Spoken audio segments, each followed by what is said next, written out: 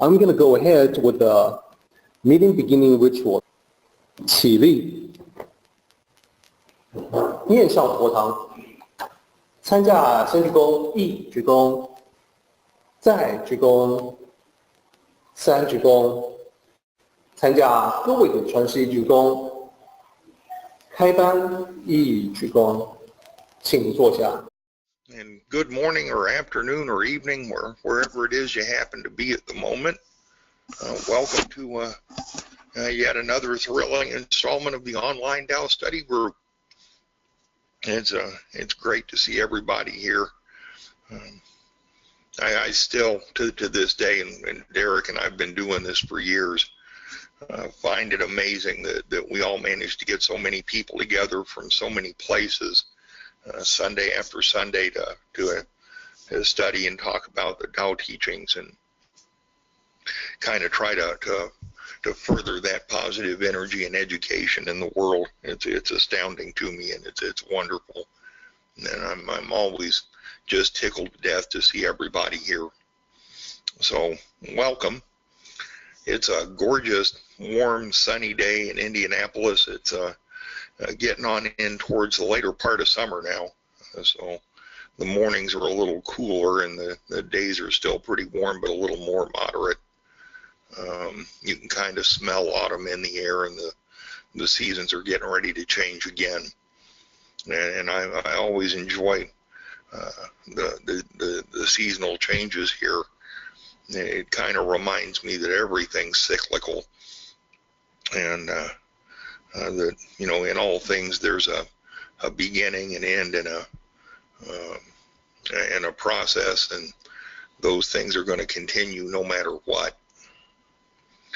This week we're going to continue to talk about the principles of softness. Okay. I see the technology and I are going to argue again today. There we go. We have a wonderful platform and operator headspace at the helm. Starting out again this week, we're looking at chapter 36 of the Tao Te Ching. And we'll go through this quickly, although we did it last week just to kind of refresh everybody. It says, if one wishes to shrink it, one must first expand it. If one wishes to weaken it, one must first strengthen it. If one wishes to discard it, one must first promote it. If one wishes to seize it, one must first give it. This is called subtle clarity. The soft and weak overcomes the tough and strong. Fish cannot leave the depths. The sharp instruments of the state cannot be shown to the people. Where we are this week is kind of discussing these last two lines of the chapter. And on their face, I have to confess, just reading the chapter at face value, these two lines almost appear out of place. Lao Tzu spends the better part of this chapter talking about the relationships between apparently opposite actions and forces, and then at the bottom of the chapter inserts these lines about fish and sharp instruments, and to read this as it's written and translated, it gives one pause to think, you know, why would Lao Tzu say something like that? Why are these two lines here? What does a fish leaving the depths and the implements of governance have to do with shrinking, expanding, weakening, strengthening, you know, all of the aforementioned text? It's an interesting quandary, and one will hopefully make a little sense out of here in a moment or two. Additionally, last week we talked about some of the fundamentals of motion in Tai Chi Chuan training. For those of you who may not be familiar with the genuine practice of what we call here in the West Tai Chi Chuan, it is perhaps the ultimate martial science on the face of this planet. It is the progenitor, the forefather of every other martial art that exists in some way or another, and its principles can be found in just about every other self-defense art that exists in one way or another. Of the external arts, perhaps Japanese Aikido most clearly mirrors the concepts and principles of Tai Chi. But one can find these principles all over the world in a variety of discipline and practices. And the reason for that is because they're effective. However, unlike many of the external arts, which are concerned primarily with defending oneself in a physical conflict, Tai Chi Chuan is concerned not only with self-defense, but with the conduct and principles of living. It is a fundamental difference culturally between the practice of most other martial disciplines and Tai Chi Chuan, in that Tai Chi Chuan is overtly a more spiritual pursuit, and therefore a more life-oriented pursuit, and those who teach Tai Chi Chuan tend to be much more involved in the lives of their students than the instructors of the external arts, because it is not simply a fighting art, and because it's rooted in Taoist philosophy. Right? Tai Chi Chuan was originally divined, discovered, and refined by Zhansong Feng, who was a Taoist monk at the Wudong Mountain Temple. The Taoist philosophy is completely intermixed with the philosophy of Tai Chi Chuan in both the forms, practices, and the martial disciplines. There is absolutely no escaping the combination of both Taoist philosophy and martial discipline in these practices. I personally consider that to be remarkably beneficial, particularly since I've been teaching for a number of years now, largely because I don't just have to instruct my students on how to beat somebody senseless. I could have done that years ago in Okinawan karate, and chose not to, because for me that one-sided education doesn't really teach an individual how to avoid having to use those skills, and I didn't want to be a contributor to the escalation of violence. But in Tai Chi Chuan instruction, we not only cover how to deal with a confrontation, but how to deal with it in nonviolent ways, so that the only answer we have isn't to beat another human being senseless over something that could be dealt with in a nonviolent way. That being said, the fundamentals of movement here have a very tight relationship to the concepts that Lao Tzu expresses in chapter 36 of the Tao Te Ching. And so once again, fairly quickly, what Zhansong Feng says is that all movements are motivated by mind intent, the Xin, not external form. If there is up, there is down. When advancing, have regard for withdrawing. When striking left, pay attention to the right. If the mind intent wishes to move up, it must also have intent downwards. Last week we spoke a bit about complementary pairing as opposed to polar opposition. When we examine what Lao Tzu says at the beginning of the chapter, we look at shrinking and expanding, weakening and strengthening, discarding and promoting, it appears on its face that what we're dealing with are opposing forces, that the forces of expansion and contraction, almost by necessity and definition, are in polar opposition, for example.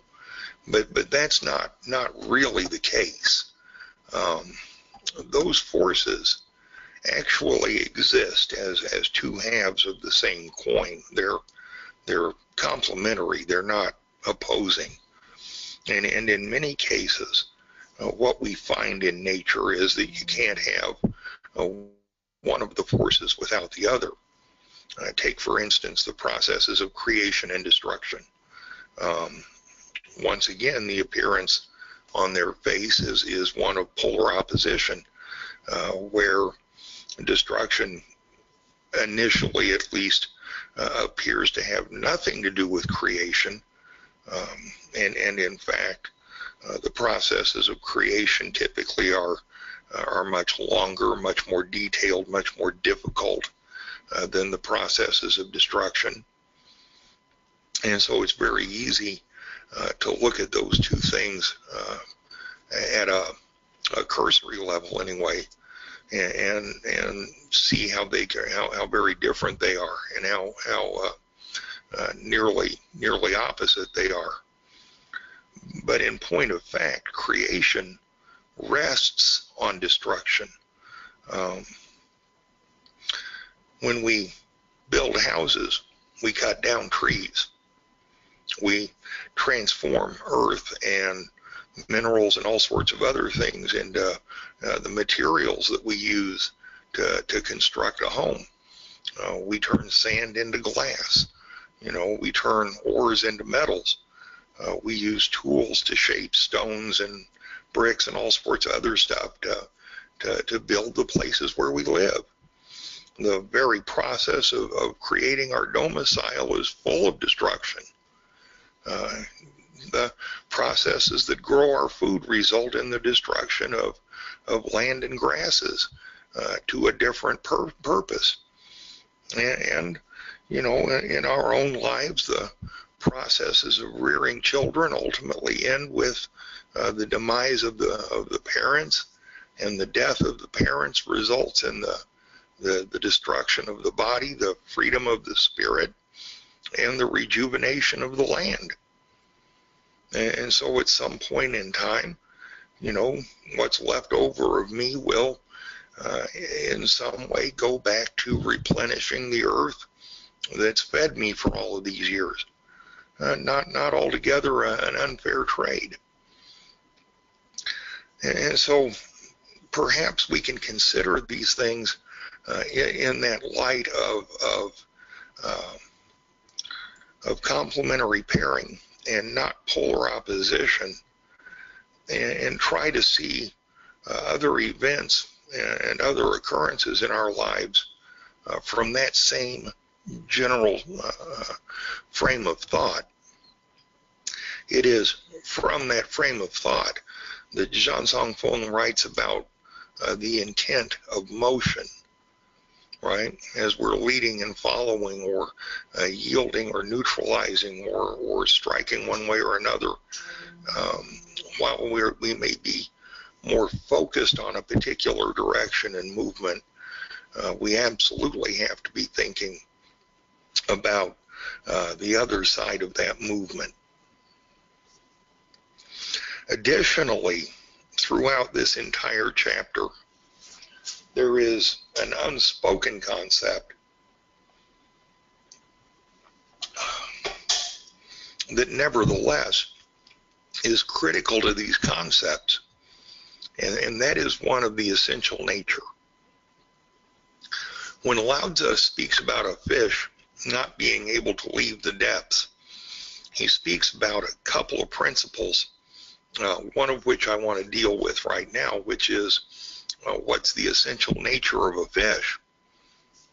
One of those things is that a fish, for instance, by definition, is a gill-breathing animal, which means if you take it out of the water, it dies.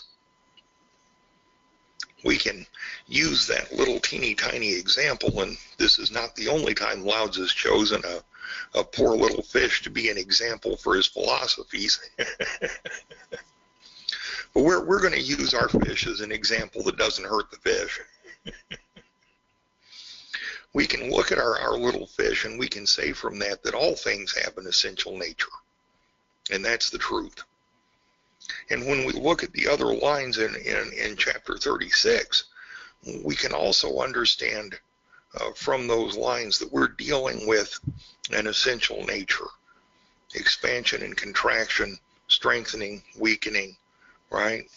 All of those things being halves of the same coin or part of the same nature.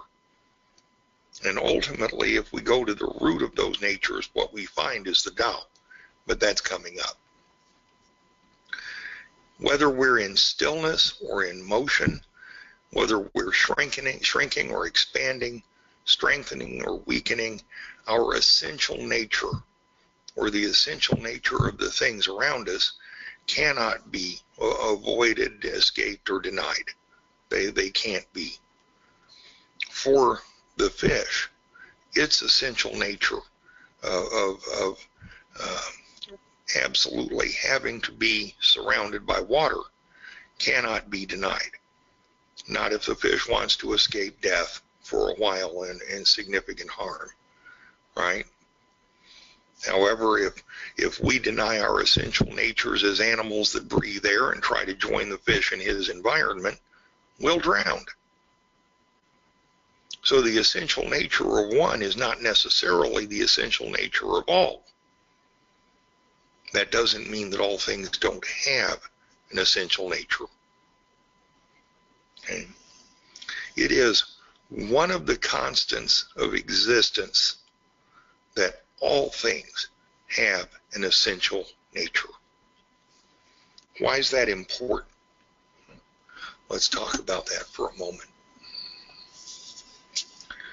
If one's essential nature is more yin than yang, more yielding, more flexible, less rigid, more nurturing, if you will, both to the self and others, that nature, by definition, by Lao Tzu's own teachings, will have an easier time overcoming conflict and divisiveness than one whose nature is more inflexible, more rigid, stronger, tougher, harder.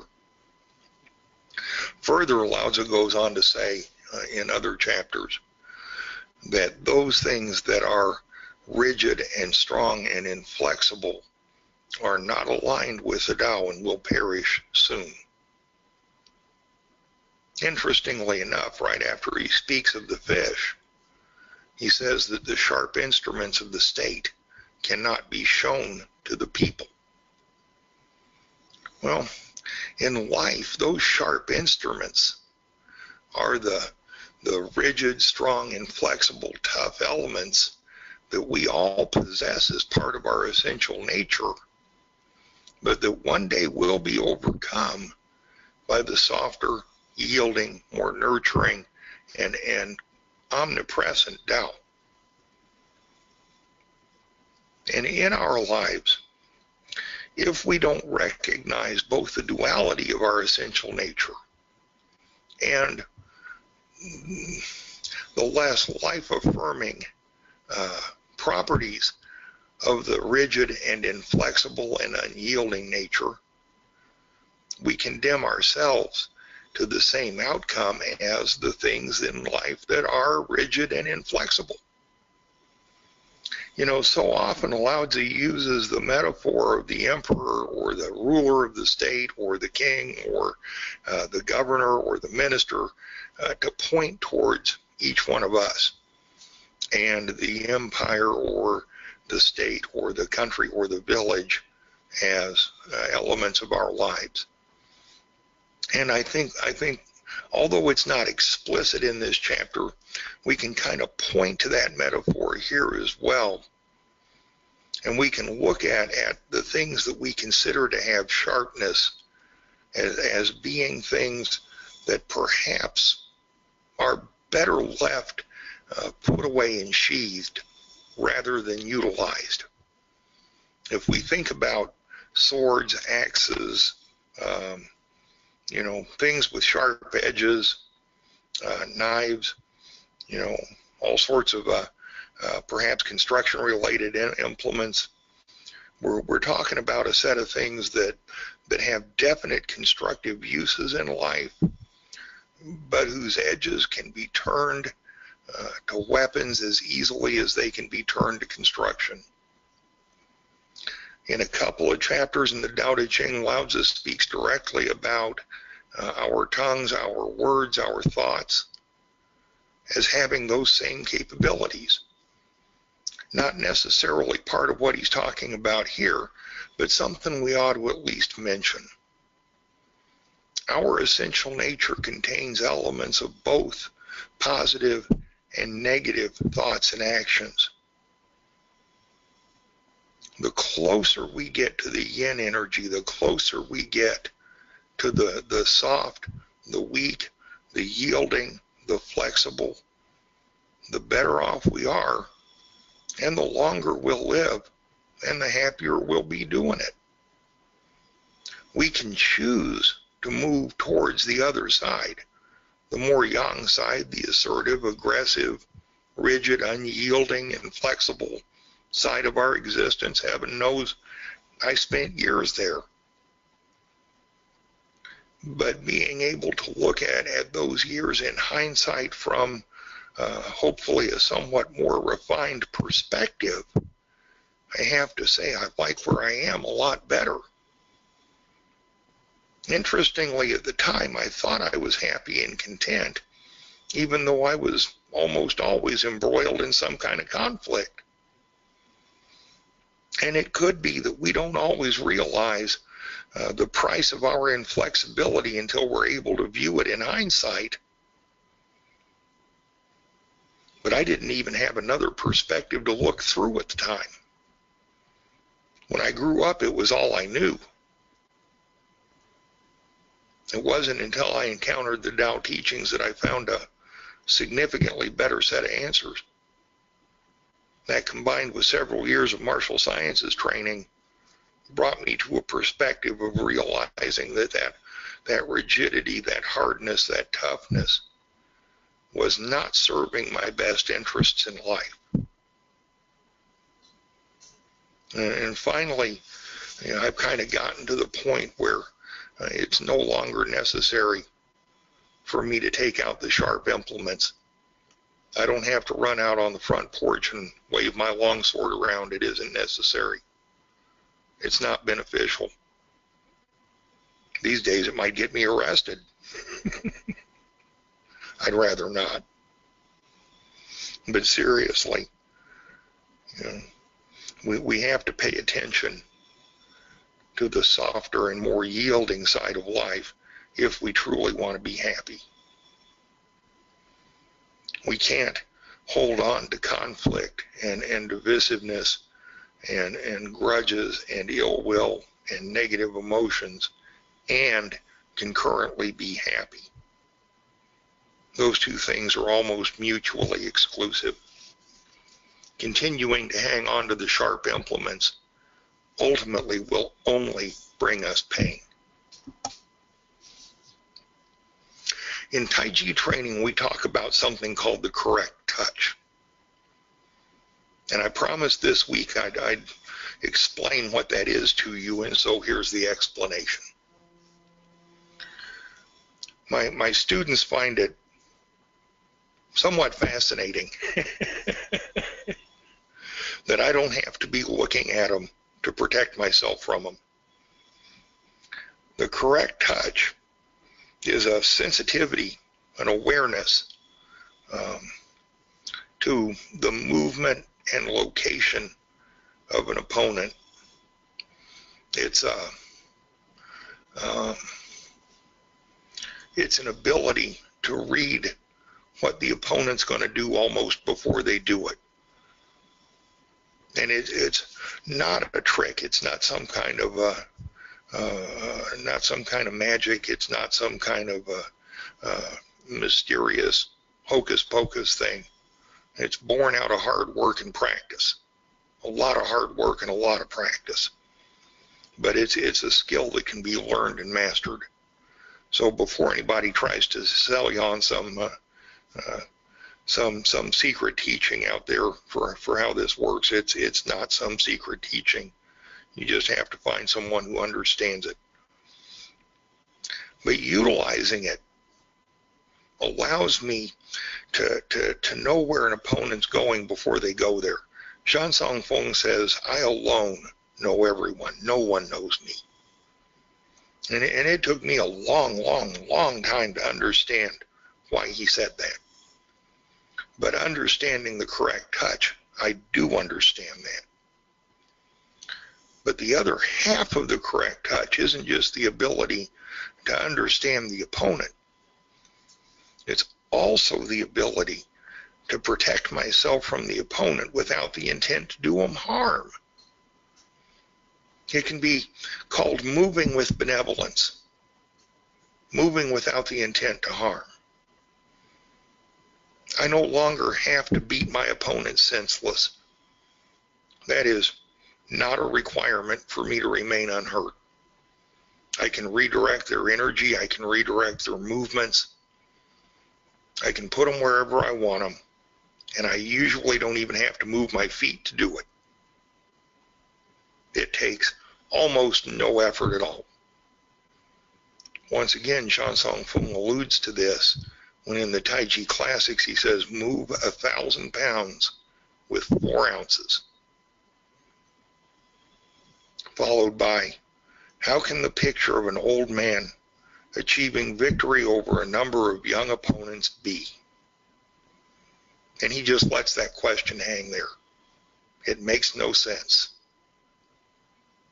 Well, when you understand how to utilize the correct touch, when you understand that sensitivity, when you understand how to move without the intent to cause harm, it becomes easy.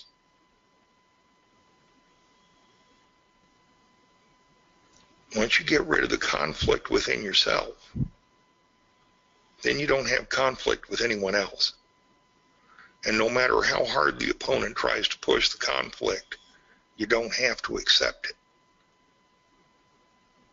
That's the nature and essence of flexibility and softness.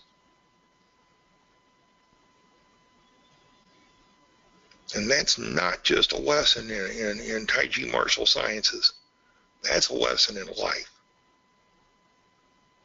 We can choose in our lives not to take on the conflicts and problems of other people in the world. It doesn't mean that we run from the world or we hide from the conflicts. It simply means that we don't pick them up.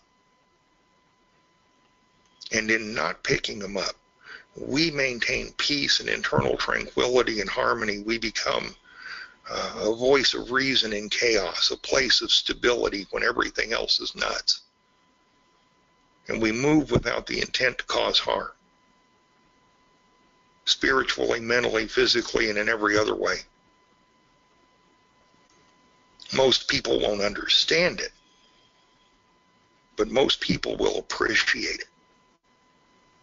I'm finally at a place in my life where most of the people that look at me don't see a really enormous, scary guy first. Most people don't notice my size anymore, which is kind of neat because I'm really a pretty big guy. But I've finally gotten to the point where I've learned enough that I just appear as another person. And it's taken me a while to understand that, but it's really pretty neat. It's really pretty cool. The correct touch, that moving with benevolence, is more important than we can possibly imagine, because it means we're not conflicted within ourselves. It is perhaps the first step to truly knowing oneself, to truly overcoming oneself.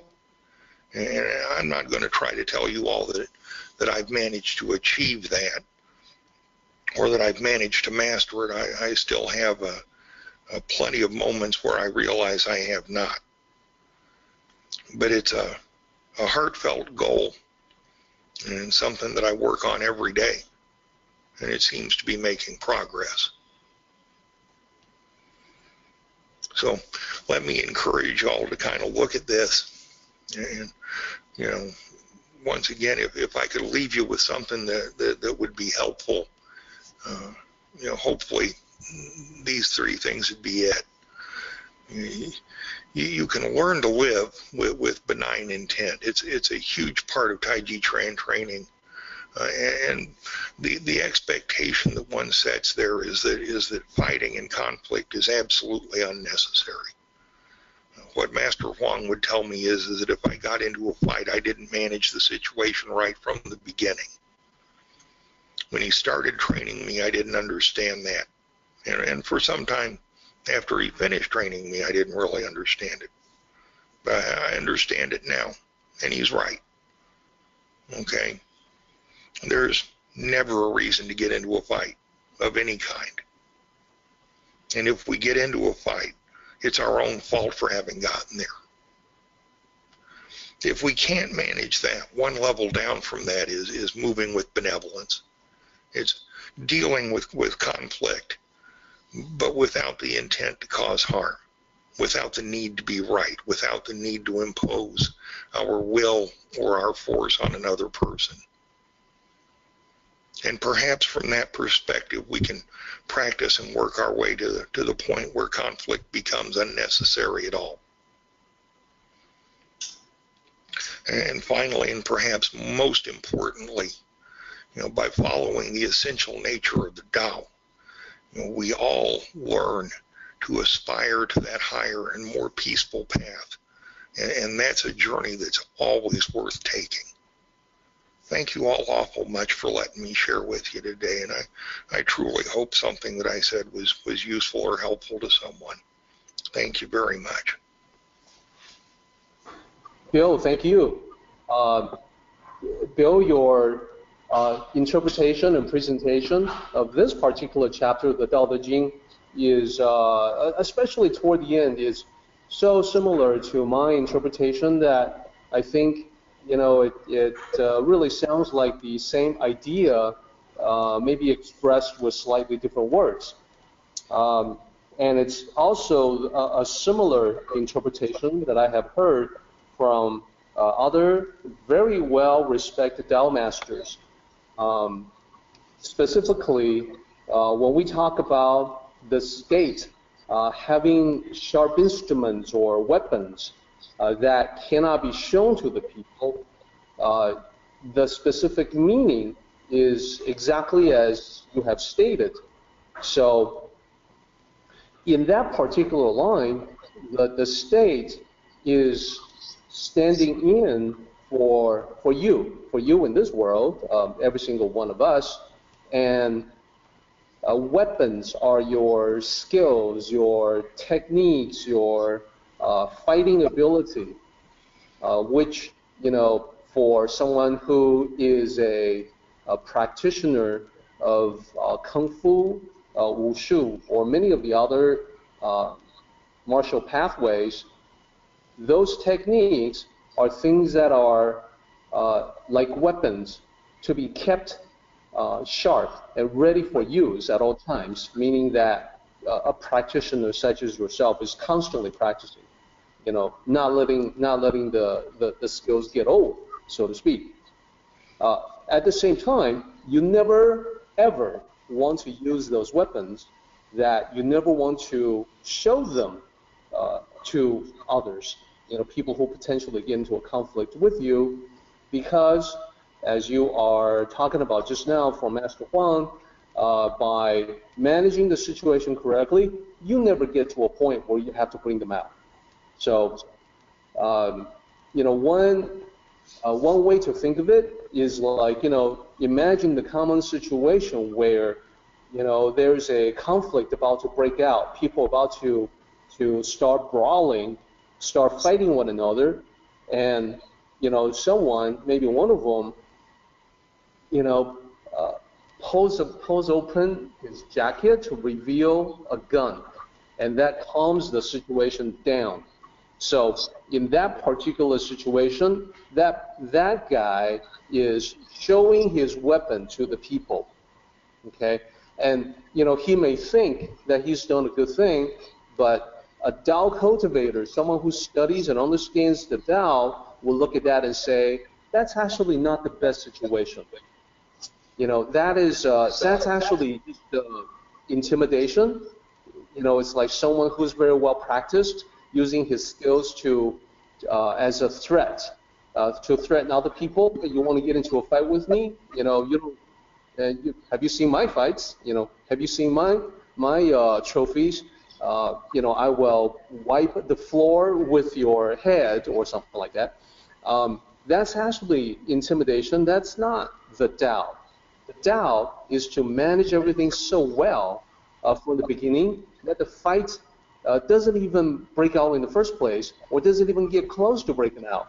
So it's sort of like the correct touch, Bill, that you presented, the correct touch used skillfully in social situations, just the right touch, just the right nudge, knowing what the other party is going to do, what they're going to say before they actually do it or say it.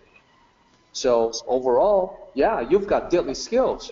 You keep them current. You sharpen your weapon, but you never want to use them. You never want to bring them out and show them to the people.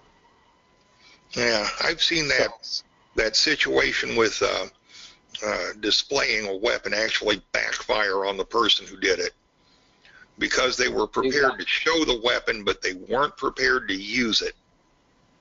And then they had a problem.